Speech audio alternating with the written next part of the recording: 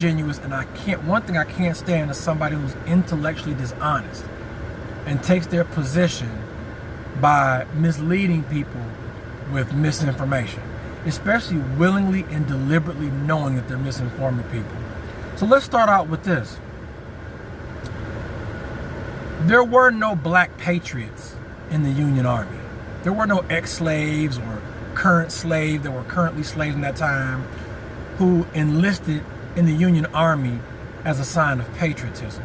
That is an absolute and utter lie. And if you look at recorded history, it will let you know by all accounts that that's a lie.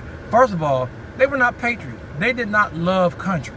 Those blacks that enlisted in the Union Army, those ex-slaves and the ones who were in slavery at the time of enlistment, it was a trade-off for their freedom.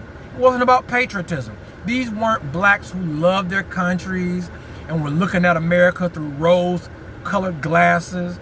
Those slaves that were in Confederate states who were under those horrible, atrocious policies, slave policies, they understood how America looked down on them as animals and chattel and property.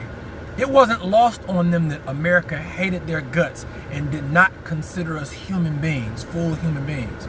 They fully understood that when they enlisted in the Union Army. It wasn't about patriotism. They did not love the country who looked down upon them and treated them actually worse than dogs and cats and farm animals. We were treated worse. They didn't abuse and torture farm animals the way they tortured and abused us during slavery. It was nothing that had anything to do with patriotism on behalf of former slaves who joined the Union Army. It was a trade-off for their freedom. If you look at history, ex-slaves